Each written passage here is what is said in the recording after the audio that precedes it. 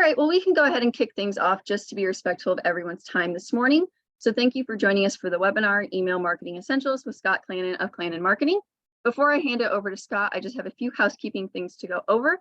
You are welcome to ask questions throughout the session. We just ask that you submit those via the chat box, and once Scott is done with his presentation, we will address those.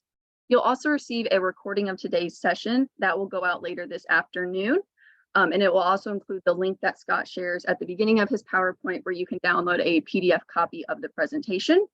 And just one extra quick note, our website is currently down, as I'm sure some of you have seen that have tried to register for events or register as a client, whatever it may be. I will say to access all of our webinars with Scott and his team, the best way to do that for right now is just to go to the Clanin Marketing website, and they have all of those listed. We will be adding the September through December sessions here shortly. And for any other training sessions that we host in-house, like starting your business or writing a business plan, all of those can be found on our Facebook page. So I'll include all of that in the follow-up email as well, but just a quick note in case you saw that issue leading up to today.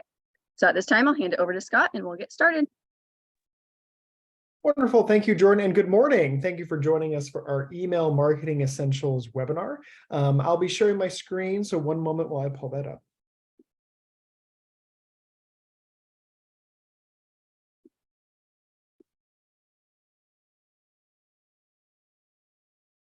All right, Jordan, just confirm, can you see my screen okay?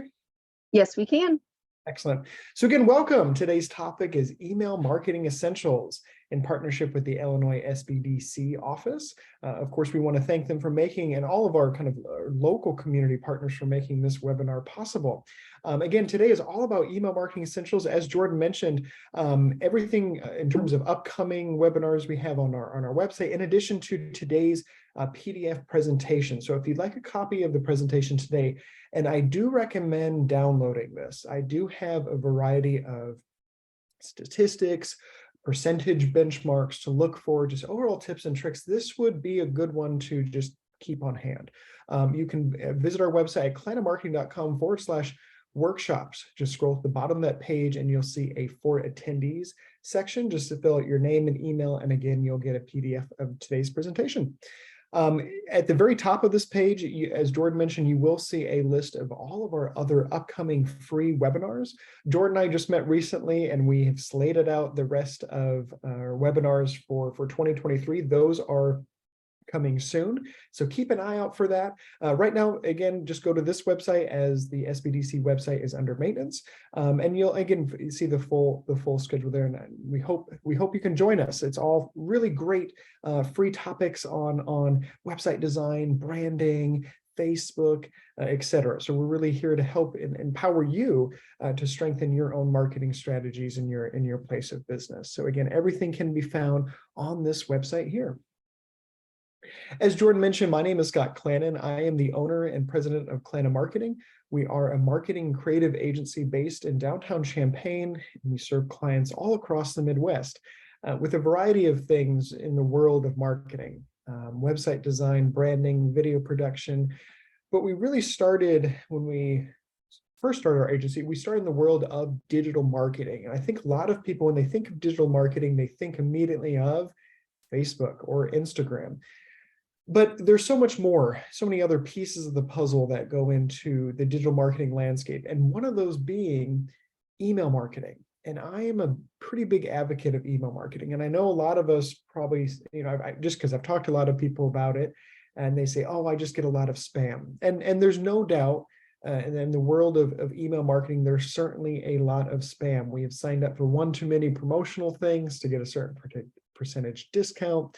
And all of a sudden now our inbox is flooded with a ton of messages that we don't want. But email marketing, if done well, can be pretty effective for your business and pretty inexpensive. And we'll talk about some of the benefits of email marketing here in a bit. So again, welcome. Okay, this is the agenda for today. I want to talk about what are the options out there when it comes to email marketing platforms, right? Where do I even get started?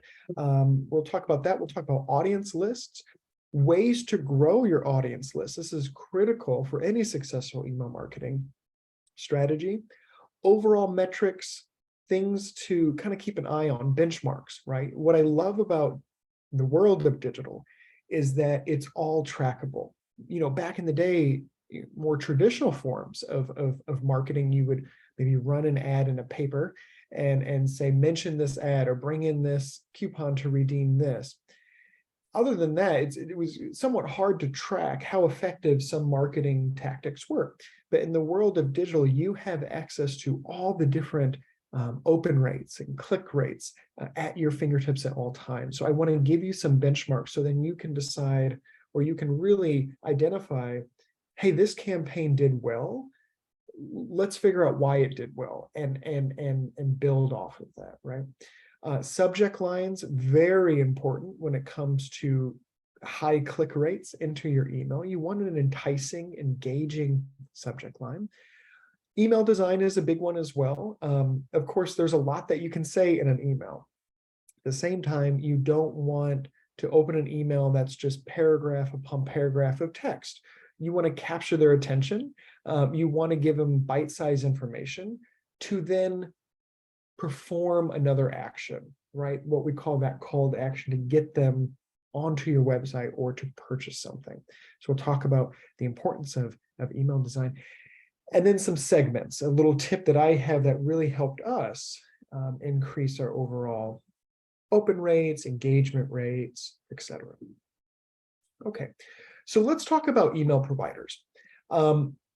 In front of you here are some big names in the world of email marketing. Constant Contact is one that you probably have heard of. MailChimp is another really big one. MailChimp is the one I personally use for our company.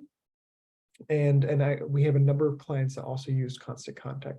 I personally don't have experience in some of these other platforms that are listed on here, but I've heard good things. I mean, at the end of the day, a lot of these platforms are very intuitive.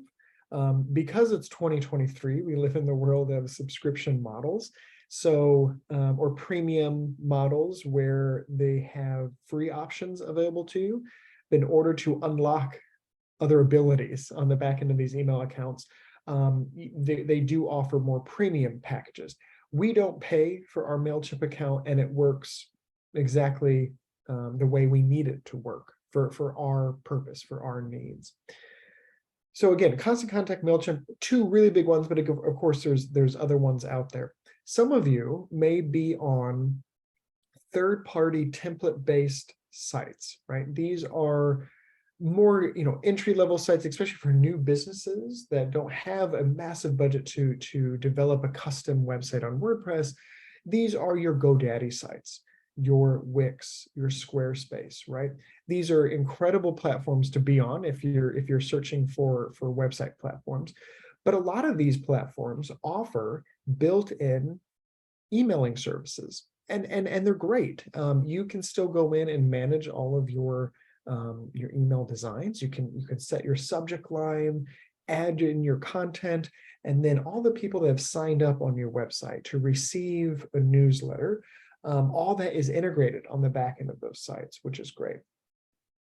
On the flip side, with us using MailChimp on our website, there's an integration where it's a little line of code. You can, of course, work with your web developer. They can get installed in 3 minutes probably, where you can encourage someone to sign up for your newsletter, right? It's that little field, that little form, and they can type in their first, last name, or just email address, and it will automatically put them in your MailChimp account, in your Constant Contact list, without you having to manually add anything. So it's an integration to where it's really streamlined, and that's the power of a well-designed website.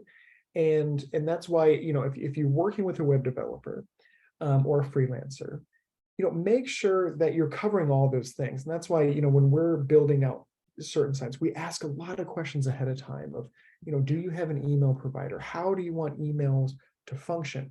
A well-designed website, well-designed email marketing strategy is all about being streamlined. So then it saves time on your end, not having to enter all these people on this list. It all talks to each other.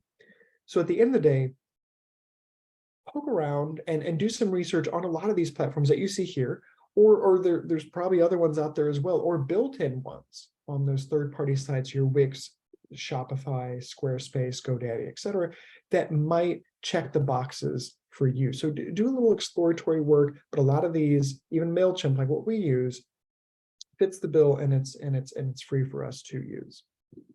At the end of the day, a lot of options. The one thing, as you're, let me go back to that screen here, as you're building out your list, you're building out your email marketing strategy, you really want to think about who you're looking to email. Okay, so for us, just to give you an example, you know, our business, we're with a marketing company, we're a B2B, we're a business to business. We are working with other businesses. And we have a variety of people on our list, and we have two different audience groups. We have our clients, these are our active clients, people that have done work with us. And then we have our kind of essentially non-client list. These are people that maybe they've jumped on one of our webinars, they've been to our workshops in the past.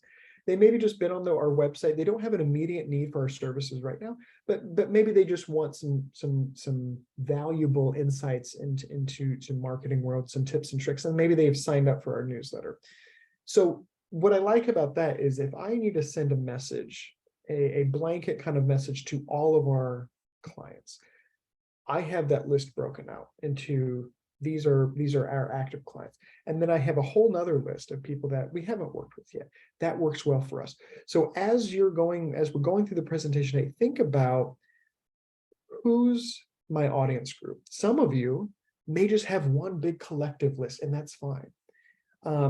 What you want to avoid is getting too specific, right? You don't want 50 audience group lists by any means, but you have to kind of know your core audience. I will say I get a number of emails where maybe I've done business with this individual in the past and they are really pushing this other service that they offer, but the service is not related to me at all. And I never open those emails. And so you really want to think about, is this message relevant to that group that I want to categorize in these different lists, these different audience groups. So think about who your core audience is, and if there's a way that you can maybe break out your audience into different groups. So when you're in a lot of these email systems, you have the ability to upload maybe existing contacts you already have, which I think a lot of us probably do, whether they be existing customers. Maybe you've already spearheaded some efforts to gather emails at different marketing events. Great.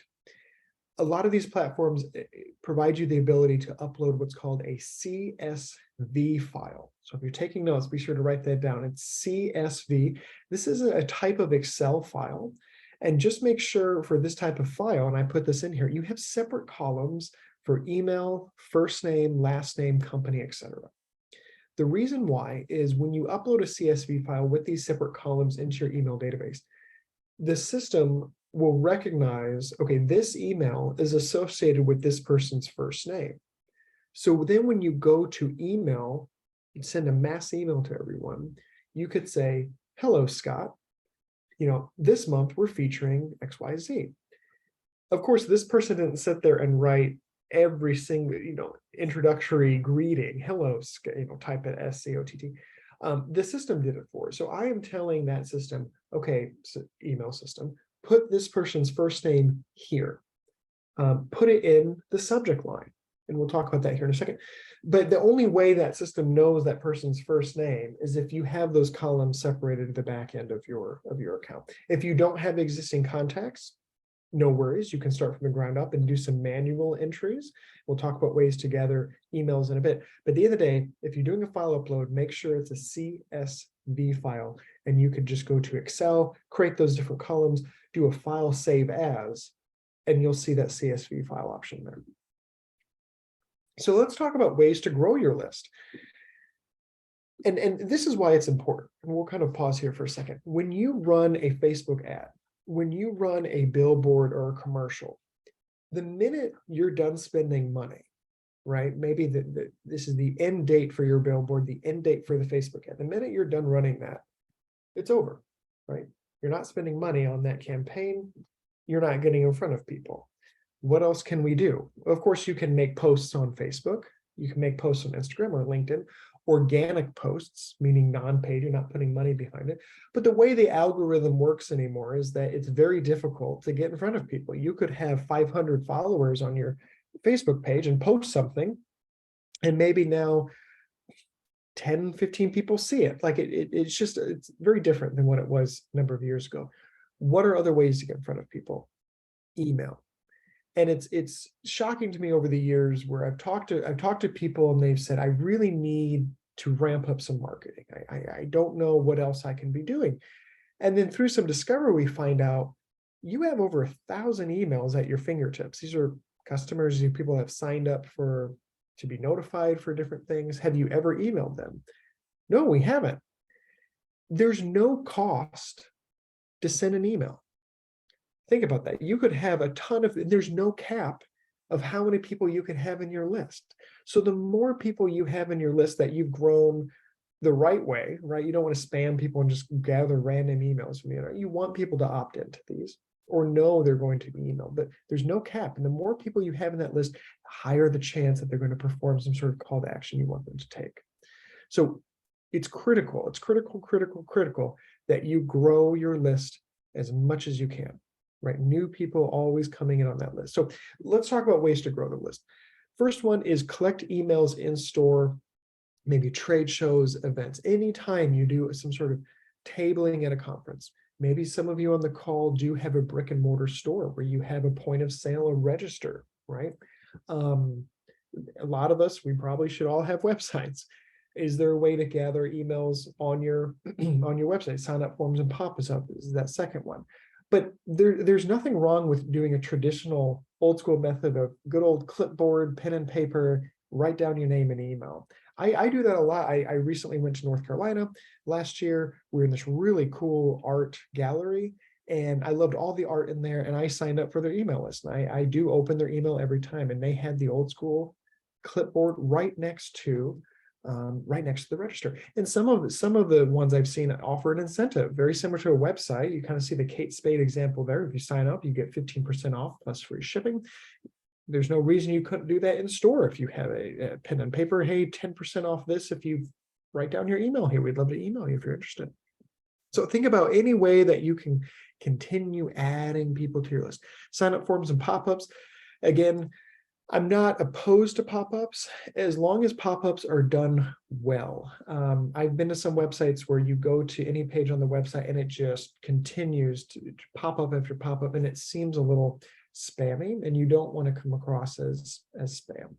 So you want to make sure if you're doing a pop-up, you trigger it to come up maybe 30 seconds into their experience on the site or have a just simple kind of passive form on the home page towards the bottom of, hey, sign up for our newsletter. Think about though, if you do a sign up form or pop-up, why should they sign up for that newsletter? So you don't want to just say sign up for a newsletter. You want to give them a reason why. Is it an incentive? Is it a percentage off? Or is it this last one? Do you offer bonus content? Hey, sign up for this for a sneak peek of this, or be the first to know when this is happening. There's a lot of different things that you can offer when it comes to what we call to actions. What's that call to action? What's that incentive when someone does sign up to join your email list? But it's really critical. The more emails you have on your list, the better. Of course, giveaways, freebies. We certainly did this. One summer we did a big summer giveaway. So we had like these camping chairs and this portable grill and spices and grill tools, really cool stuff. But we had some rules to enter that contest. And one of them, they knew that, okay, enter your email, you might get some marketing content from us, but that's one way to maybe increase your followers over time. Run Facebook and Instagram ads, collect through guest Wi-Fi for those on the call who do have a brick and mortar, maybe your coffee shop. You're a place of business where people maybe sit, enjoy your product for a little bit, and they do sign on to the Wi-Fi. There's some really cool systems out there where maybe for the Wi-Fi, you can collect their name and birthday, maybe send them a birthday treat when it gets close to their birthday. I remember I worked with a restaurant one time when they had a really sophisticated Wi-Fi system to the point where not only do we collect emails from people that have signed up, that was kind of the trade, right? If you would like to use our free Wi-Fi, we would like to send you promotional material. Sign up to access our Wi-Fi. And so we could run reports of, these people in this list, they haven't been in over the past 90 days. Their phone has not connected to the Wi-Fi over the past 90 days. Let's send them a little email. Let's kind of remind them, right? So there's some really sophisticated stuff. Think about, are there ways to maybe collect data through Wi-Fi? And of course, simply ask, going back to just the old school form of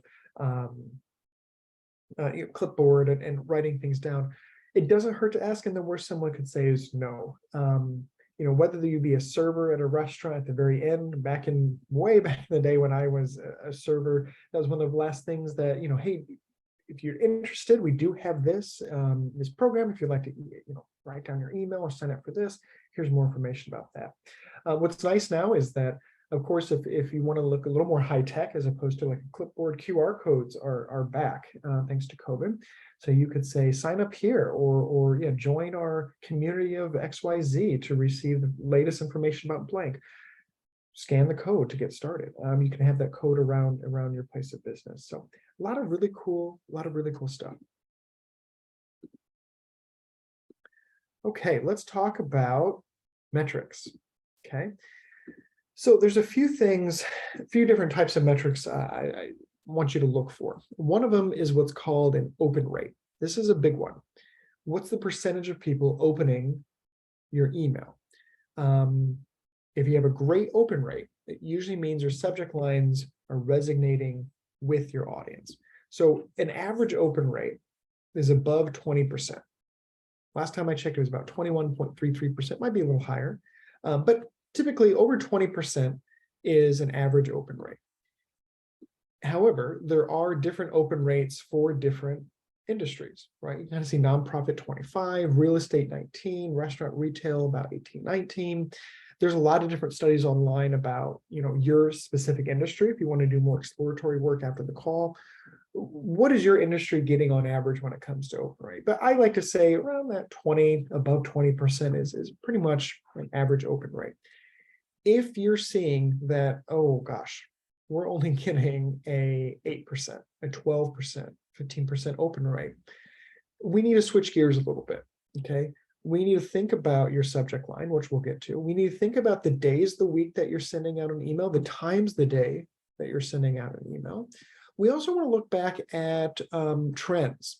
Have you seen a downward trend of open rates over the past number of years?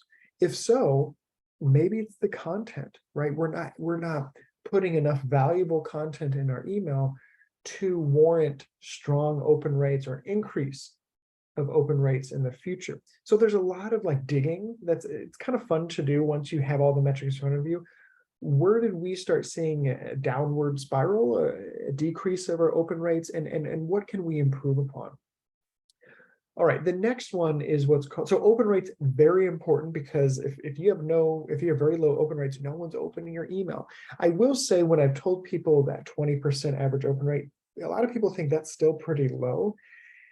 And in the grand scheme of things, it does seem a little low. But at the end of the day, it didn't cost you anything else outside of your time, right? You didn't spend money to send this campaign. So you got a number of people to actually open it at zero cost, again, outside of staff time to write, deploy the email. The next one is what's called click rate.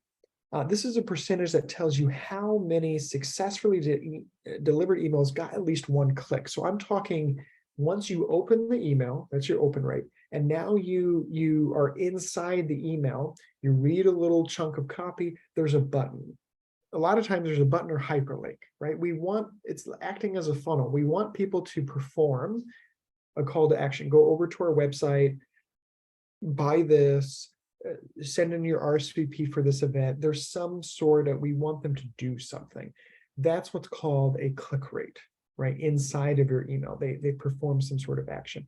Average click rate is just about under 3% across all industries. Of course, different industries have different click rates, and I do encourage you to kind of explore what your industry's average click rate would be. So again, this number shows whether or not your audience finds the emails you sent relevant enough to click through for more. So again, putting on our detective hats here, it's kind of like an escape room. Maybe you have really, really good open rates, but you have very, very low click rates. So what does that tell me? Your audience is good. You have a good engaged audience in your list. You're sending it out at the right time, and your subject line is good if you have a good open rate.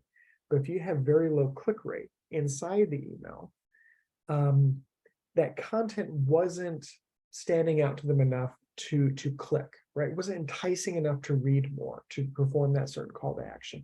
And if you continue to have lower click rates in your email, you will probably start seeing a decrease over time in your open rate, because it's like, you know what, every time I open this email, I don't really find anything valuable. I don't really click anything. I might read a little bit. I will continue to open it, but I'm not really doing much in it. Maybe over time, I might start trickling off in terms of my overall opens, which then mean, again, your decrease in average open rate. Okay, so really that kind of goes over what we just talked about. A low open rate generally indicates one of the following: subject line, your audience is comprised of a wide variety of subscribers. We talked earlier about putting people into different groups. You want to make sure that, does this message resonate with everyone in this group, or can I kind of break this out a little bit without getting too specific? You may be sending too many emails. We really didn't talk about this, but maybe your frequency is too high. This morning I woke up, I got an email from someone that I literally got almost the same type of marketing email yesterday around the same time, back to back. That's a lot. Or you may be sending emails at poor time. So here's some more information on ways to improve click rate. Of course, create content that's useful to most subscribers. Make a link with more descriptive text. So avoid just saying click here. So maybe it's read more, learn how, right? Include multiple links to the same content in a single campaign. So what does this mean? If I open the email and you have this kind of short paragraph of marketing copy, and underneath that you have your one and only button in the email, and then as you scroll down you have more marketing copy, etc. Well, if I didn't click it the first time, but I hit the bottom of your email, I may not click it. I may not scroll up and click it. So it's okay to have multiple sections within your email that kind of points people to the same piece of content, the same landing page that you want them to. Okay, so I have certainly kept an eye on this over the years. Best days of the week and times of day to send an email. And historically, it's been Tuesdays and Thursdays between 10 and 11. 10 to 11, 10 to noon is the best days and times of the week to send an email. Now, again, this is something, just many different studies that have said that's the best time to send an email, but it really comes down to what works for you. If you're not seeing if you're not seeing great open rates, if you want to play around with it, experiment, go ahead. But I do recommend avoiding Monday mornings, Friday afternoons, weekends. Historically, those are just bad times, and that makes sense, right? You're coming back from a long weekend. You're not really interested in looking at some marketing emails first thing Monday morning. Same thing Friday afternoon. Friday afternoon, a lot of people start checking out. You're getting into the weekend. You're not really checking emails. You're kind of staying away from emails a bit, focusing more on just getting outside, family time. So you can experiment. But again, historically, it's been Tuesdays and Thursdays between about 10 and 11. So again, those are the best days of the week and times of the day to send an email. And of course, avoid sending emails on the weekend. You just won't get a whole lot of open rates, and that certainly makes sense. I try to avoid reading my email on the weekends.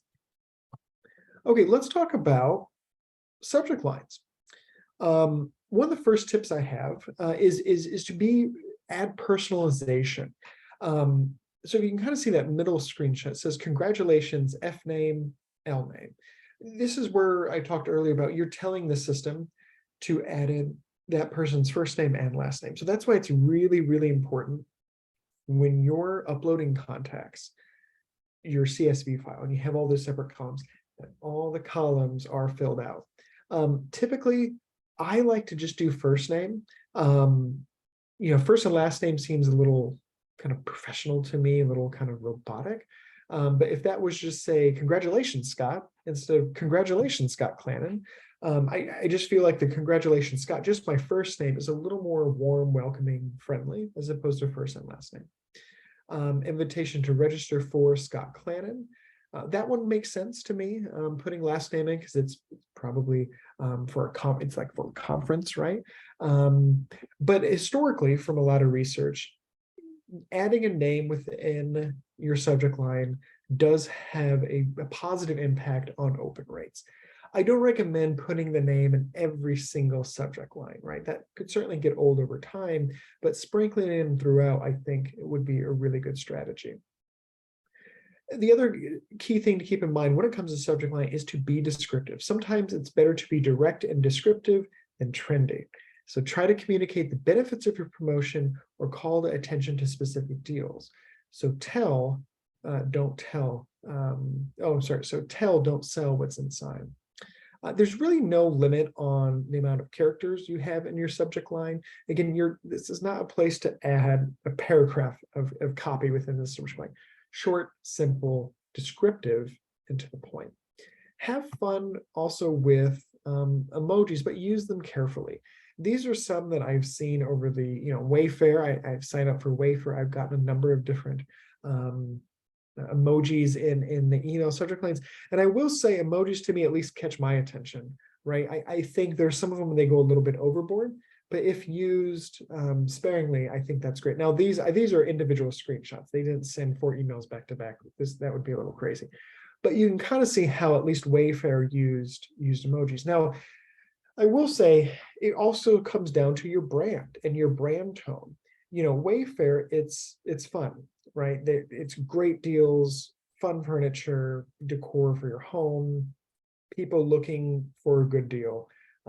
So to me, with their brand, it makes sense to add some fun emojis.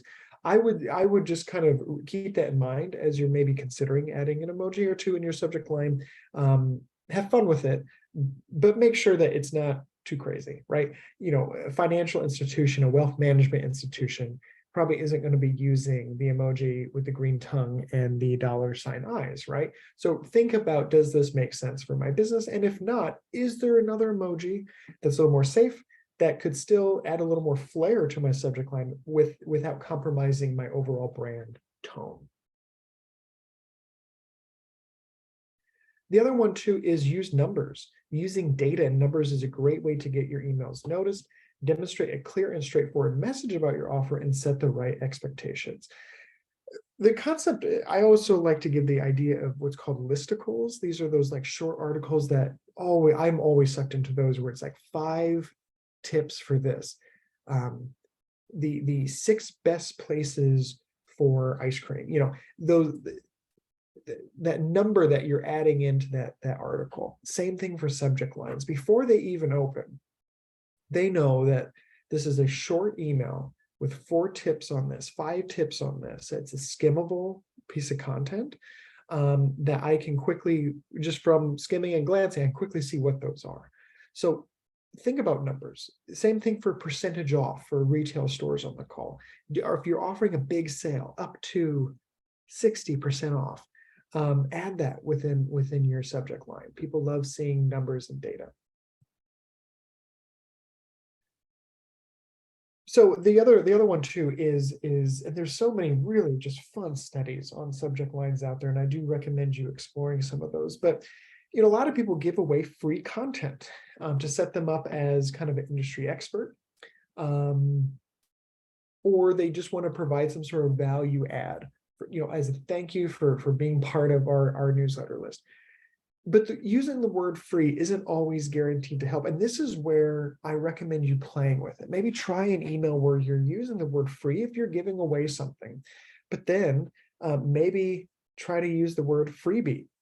These were some studies that MailChimp actually did, and you can see free versus freebie, the impact on open rates. and there was a significant bump in open rates when it came to just using that particular word.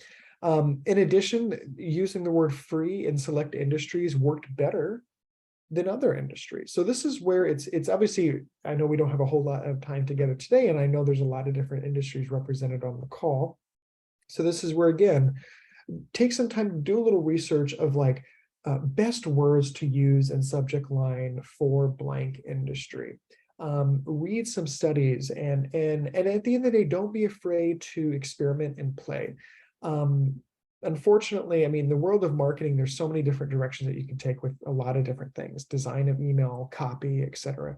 And there's no one solution fits all. We're always tailoring, we're always finding new ways to do things.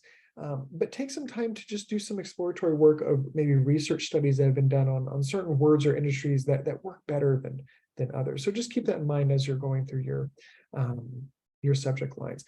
People do respond to a sense of urgency or importance. So using the words like urgent, breaking, important, alert, etc. Limited time deals.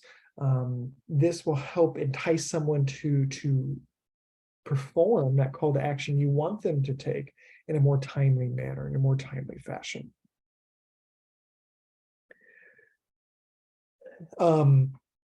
Of course, this certainly makes sense. Recipients are more intrigued by announcements and event invitations than cancellation reminders. So again, whether that be, hey, we have this big announcement coming up, and be sure to sign up for our email list. We'll be making the announcement to our newsletter subscribers first. That's kind of an intriguing thing. I don't know what's happening. The people on that email list are going to know what that news is before maybe people on social media. Maybe I should follow them or subscribe to their newsletter. So again, think about, is this an announcement, invitation for an event or fundraiser you have coming up? You can say the different words that you have on their announcement: invitation, invited, announcing, invite, announced, etc. And then reminder, canceled, all have a pretty big impact on just overall open rates. Of course, I know some of you on the call may be nonprofit organizations that have a whole fundraising strategy as part of your annual marketing strategy. And unfortunately, this certainly kind of checks out. Requests for donations are largely ignored. I would say, with the exception of certain times of the year where it makes sense, right? Was it small? Is it Giving Tuesday? I think it is. That is when I think a lot of nonprofit organizations do conduct fundraisers, and I think that emails around that time, subject lines focused around fundraising around that time makes sense, because that's the window of time when everyone else is doing it. You're not disrupting anything else within their inbox. But you can see even in the world of fundraising and charity, certain words work better in open rates than others. So don't be nervous at the end of the day of like, oh, I need to pick the exact word for everything. That's simply not the case. Really, it's just get an idea of what works and try. And then you can look at your metrics and make some informed decisions moving forward. Okay, let's segue over to email design. This is where it gets fun, at least for me, because I love design. And I love the design aspect of really any project, whether it be website design, video, or email design. But this is really important, because this is going to help your continued success of open rates. It's going to help with continued success with click rates within your email, and it's going to help strengthen your overall brand identity. So those who have a set logo, you have set colors, you want to make sure that you're infusing that within the email. It's just funny, a quick example, I was in the grocery store the other day, and I think Reese's has this new like frozen Reese's treat. And it was funny because their box inside of the freezer stands out incredibly well, because it's that distinct orange. I just saw this on Sunday and it caught my attention. It's that distinct orange among a sea of all these other colors.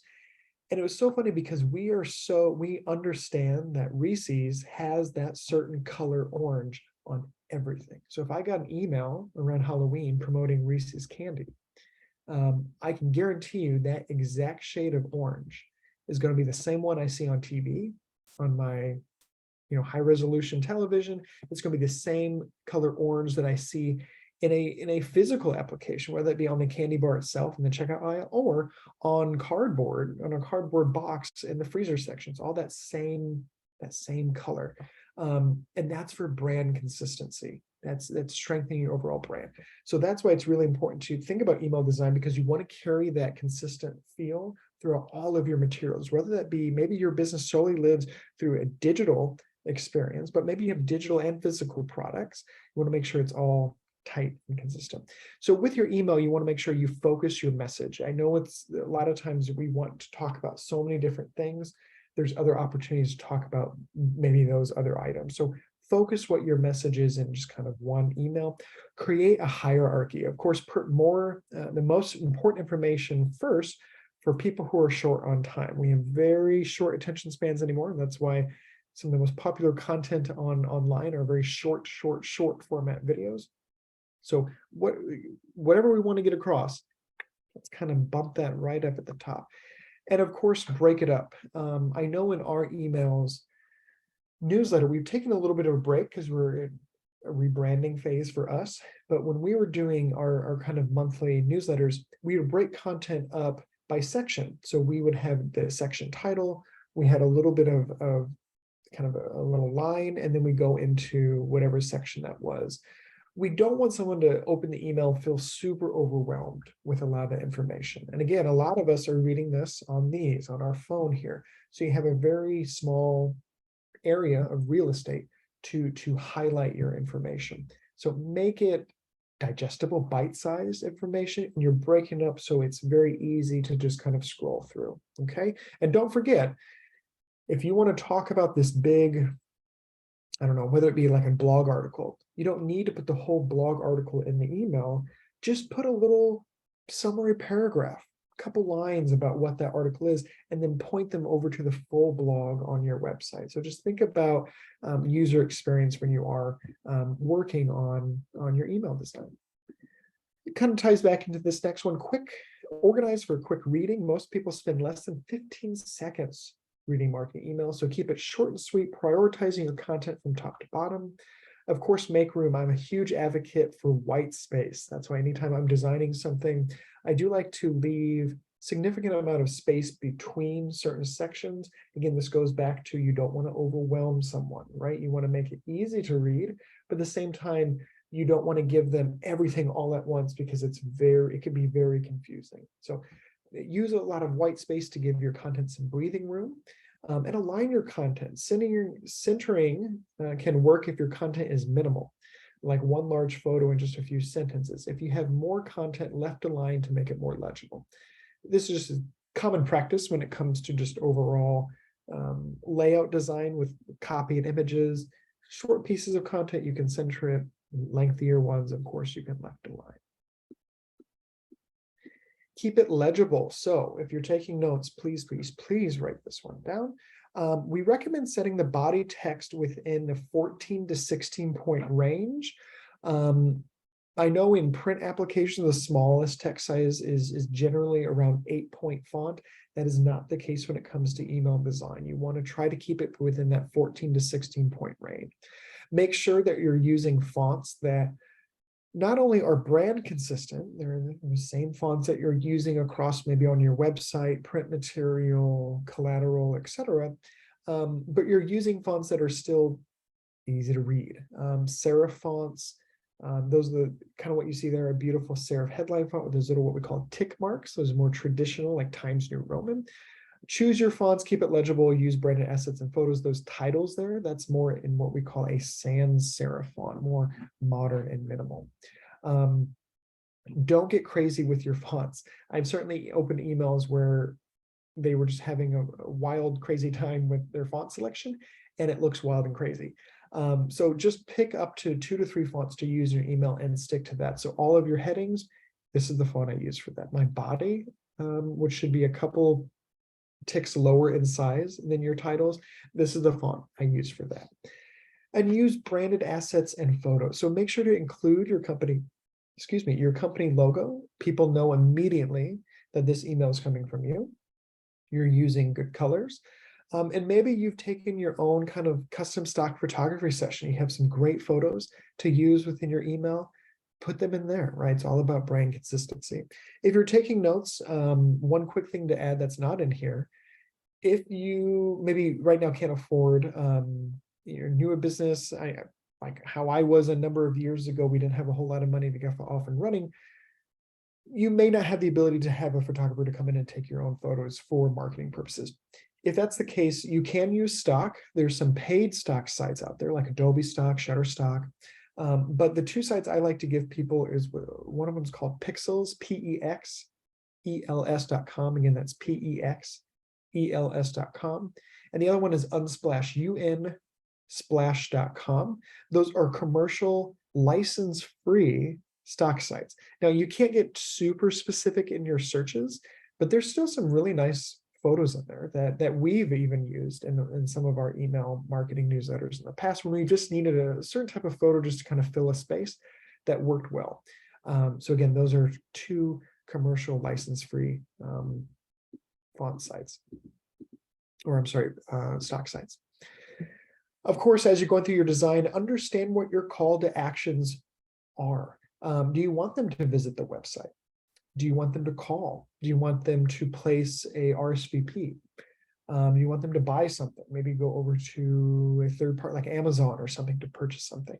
What are your call to actions and where should those be placed within the email? Be very clear, write short and clear call to actions that motivate people to act, buy now, sign up, etc. And make it obvious. So again, if you look at the kind of layout there at the top, you have the photo, you have some lines of text, and that orange large button is a kind of your hierarchy, your top priority call to action when someone opens that email. So maybe you have a big fundraising gala event coming up. You want to promote that event. That might be the first thing that you want to put in your email. So just lay it out in a way of overall hierarchy. Some of these sites do offer what's called landing pages. A little harder to understand until you're actually in it, but maybe you're running a contest. Maybe you're promoting a certain product or service and you want to send someone to a very specific page about that. A lot of these sites like MailChimp, they do offer what's called a landing page. And you can design this directly in MailChimp. And it's kind of like a page within your website. So this is great if you don't have a web developer. Now, of course, your web developer can easily make a standalone page for you within your existing website. But just wanted to make a note as you go through some of these sites, you may see the option for landing pages. It's essentially a kind of like a subset of your current website, gives them a kind of an area to go to perform a call to action where you have the ability to add a little more copy, add a little more flair with some photos, and then have them perform some sort of action on that landing page. Okay. The other thing I want to end with is two things. One of them is called segments. So let me explain this because this is so cool. We use MailChimp. This is a screenshot from MailChimp, and I'm pretty confident there's other email systems that have this ability. Our strategy when we send our monthly newsletter is send it out the first Tuesday of the month at 10 o'clock. We send it out and we give people the rest of the day on Tuesday and Wednesday to open it. We then tell the system, okay, send out our email newsletter again on Thursday at 10 o'clock, but only send to the people that did not open it the first time.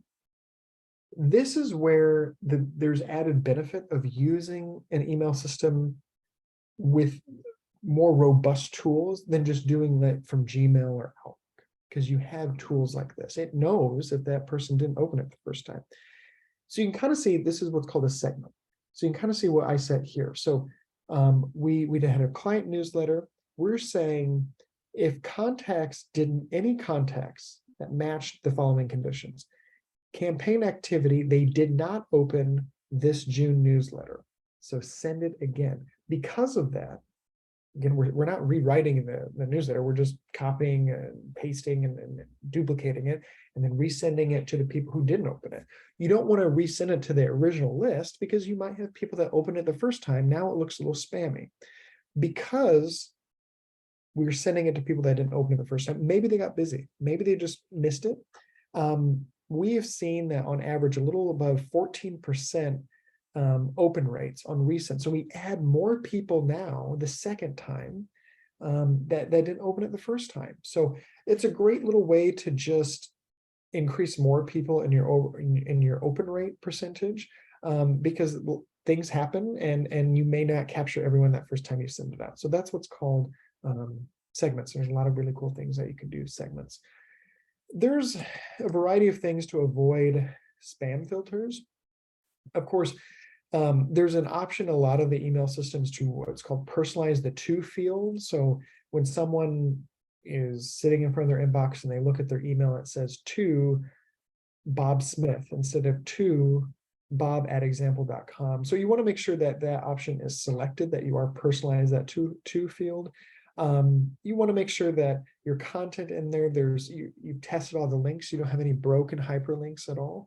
You don't have any very large pieces of content that, oh gosh, so you could maybe you embed a video that's way too large. It might automatically hit to spam because this file is way too big. And then of course you're staying compliant. You want to make sure that the people on your list know that they're getting marketing emails, right? They've either signed up for this, you've informed them somehow, but you're not saying, hey, I have some emails. Why don't I give these to you? My customers might find this relevant. It's not compliant. And people may start unsubscribing. And if a lot of people, if they start unsubscribing and they start noting, I did not sign up for this list, then these systems that you're sending out might automatically start putting your emails into spam. And you really want to avoid that. So that is our kind of crash course on just some essentials when it comes to overall email marketing. Like I said, I love email marketing because to me, it's fun. You can design your content around your brand, and it's inexpensive outside of your time. There's, unlike a billboard or Facebook ad or any other paid method of marketing, there's really no cost. And the more people you add to your list, the better. And then again, the beauty of digital, you can see what's working and what's not working and continue to fine tune until you find that perfect balance that works really well for your business. So again, I want to thank you for jumping on. I'll hand it back over to Jordan to see if we had any questions come in and we'll go from there. Thank you so much, Scott. Right now, we don't have any questions, but while we wait to see if any come in, I do want to reiterate, you will get that recording. And if you missed that link that Scott shared at the beginning, because like he said, this is one that he would recommend downloading, I'll include that in that email that will go out later today. So you can access that part of the Clanin Marketing website. I will say, scroll down about halfway down the page. It's on the right-hand side. So usually I get some follow-up emails that are like, wait, where is it? Keep going. Right-hand side.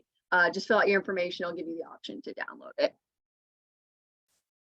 Excellent. All right. Well, I don't see any questions coming in. So thank you so much, Scott, for joining us today and presenting. And thank you to everyone who hopped on the call. Great. Thank you so much. Bye-bye. Thanks, everybody. Have a great day.